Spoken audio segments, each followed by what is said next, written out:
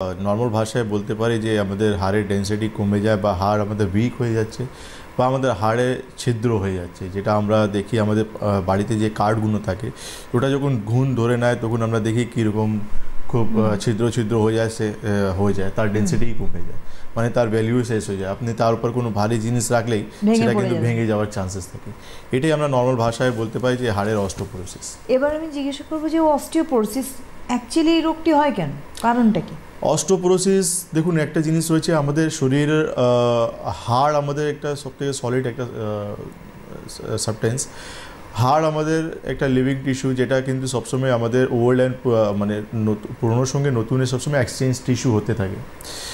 এটা আমরা যখন ইয়াং থাকি খুব বেশি ফাস্ট হয়, যেমন যেমন আমাদের বয়স বাড়ে তখন তখন এই প্রসেসটা স্লো হয়ে যায়। বেসিক্যালি অস্টিওপোরোসিস আমরা একটা বয়সের পর মানে 50-এর পর আমরা দেখতে পারি যে এই প্রবলেমটা আমাদের দেখা যায়। মহিলার ক্ষেত্রে যেমন দেখা যায় যে যাদের কিন্তু মেনোপজ হয়ে যাচ্ছে, যেখানে হরমোনগুলো সাপ্রেস হচ্ছে, তখন এটা দেখা যায়। মেডিকেল কন্ডিশনে যেমন যাদের কিন্তু ক্যান্সার হয়ে গেছে, সেখানে কিন্তু যখনই হরমোনাল থেরাপি চলে তখন কিন্তু দেখা যায় অস্টিওপোরোসিস হওয়ার চান্স। যাদের কিডনি সমস্যা হয়ে গেছে, লিভার সমস্যা হয়ে গেছে, যারা কিন্তু থাইরয়েডের সমস্যা থেকে ভুগছেন, বা যাদের সার্জারি কন্ডিশন যেমন ব্যারিয়েটিক সার্জারি, যেটা গ্যাস্ট্রোইন্টেস্টিনাল অপারেশন হয় ওয়েট কমানোর জন্য অনেকটাই করে, তাদের কিন্তু এই অস্টিওপোরোসিস হওয়ার চান্সেস থাকে। বা যারা লং টার্ম স্টেরয়েড নিচ্ছে তাদের কিন্তু অস্টিওপোরোসিস হওয়ার চান্সেস থাকে। যাদের ওবেসিটি, প্রচুর শরীরে ওয়েট রয়েছে, তাদের কিন্তু অস্টিওপোরোসিস হওয়ার চান্স থাকে। রুমেটয়েড আর্থ্রাইটিস পেশেন্ট, তাদের কিন্তু অস্টিওপোরোসিস হওয়ার চান্সেস থাকে। অলরেডি রুমেটয়েড আর্থ্রাইটিস তো অলরেডি একটা হাড়েরই সমস্যা, অস্থিগত সমস্যা, তার মধ্যেও অস্টিওপোরোসিস হতে পারে, এবং সেটা কি আমাদের কোনোভাবে লাইফস্টাইল দায়ী হতে হয়?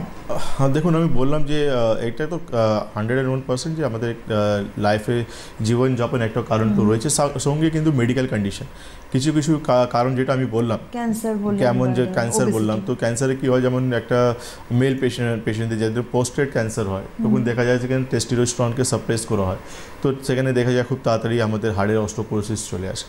মহিলাদের পক্ষেও সেরকম দেখা যায়, যখন ব্রেস্ট ক্যান্সার হয় তখন এমন ট্রিটমেন্ট চলে, হরমোন ট্রিটমেন্ট, যেখানে ইস্ট্রোজেনকে সাপ্রেস করা হয়, তো দেখা যায় যে অস্টিওপোরোসিস হয়ে যাচ্ছে।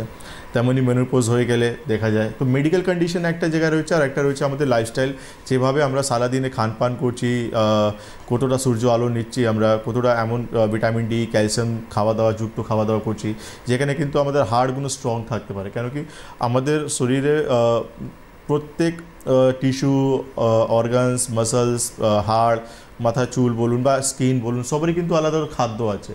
আমরা শুধু এক প্লেট ভাত খেলে কিন্তু আমার কিন্তু খাদ্য কমপ্লিট হতে পারে না, আমার সারাদিনে ডায়েট কমপ্লিট হতে পারে না। সেই জন্য আমরা অনেকেরাই এই জিনিসগুলো জানি না, সেই জন্য আমরা অনেক সময় দেখি আমাদের হাড়ের এই কন্ডিশন অস্টিওপোরোসিস ডেভেলপ করেছে। অস্টিওপোরোসিসের ক্ষেত্রে আমরা বেসিক্যালি যেটা দেখে থাকি, নির্দিষ্ট একটি প্যাথির ক্ষেত্রে আমরা নয় স্টেরয়েডের উপরেই মানুষ বাঁচছেন, বা পেইন হলে পেইন কিলার খাচ্ছেন, এবং এদের একটা রিস্ক ফ্যাক্টর, যেটা আপনিও বললেন যে কোনোভাবে যদি পড়েও যায় হাড় ভেঙে যেতে পারে। মনে আছে আপনি একটা প্রোগ্রামে বলছিলেন যে হাঁচি জোরে দিলেও কিন্তু হাড় ভেঙে যায়, তার মানে এতটাই ডেন্সিটি কমে যায়। হ্যাঁ, এক্স্যাক্টলি। আপনার এই পুরো বডিটাই কিন্তু একটা হাড়ের ফ্রেম উপর দাঁড়িয়ে আছে। আর আমরা বলি এই জয়েন্টসগুলো হচ্ছে ওয়েট বেয়ারিং জয়েন্টস, মানে এই জয়েন্টসটা যখন আমরা হাঁটি পুরো ওয়েটটা তার উপর চলে আসে, যেমন নি, হিপ, তার উপর পুরো চলে আসে। তো ন্যাচারালি আপনার হাড় যখন স্ট্রং আছে, ভালো আছে, সলিড আছে, তো আপনার কিন্তু শরীরে কোনো সমস্যা হচ্ছে না, আপনি হাঁটা চলা, ইভেনচুয়ালি ভারী জিনিসও আপনি তুলতে পারছেন। কিন্তু এই হাড়ে যখন আপনার ডেন্সিটি কমে যাচ্ছে, ছিদ্র হয়ে যাচ্ছে, মানে হাড়ের কন্ডিশন এমন হয়ে গেছে, তার উপরে আপনি যখন একটা ভারী জিনিস বা ভারী কোনো একটা এমন কাজ করলেন, তার উপরে কিন্তু আলটিমেটলি ফ্র্যাকচার হওয়ার চান্স, মানে ঠিক হাঁচিওটা আমরা যখন দিই তখন আমাদের শরীর পুরো নড়ে যায়, পুরো নড়ে যায়, আমরা দেখতে পারি। তো ন্যাচুরালি যখন আমরা যেটা হাঁচি, ইভেনচুয়ালি রাত্রেবেলা আমি দেখেছি, শিলিগুড়িতে আমি একটা পেশেন্ট দেখেছিলাম, উনি বললেন আমাকে, আমি রাত্রেবেলা শুয়েছিলাম, একটা পায়ের উপর একটা পা দিয়ে ঘুমিয়েছিলেন, সকালবেলা দেখলাম আমার ফ্র্যাকচার হয়ে। বাপরে, আমি আসছি।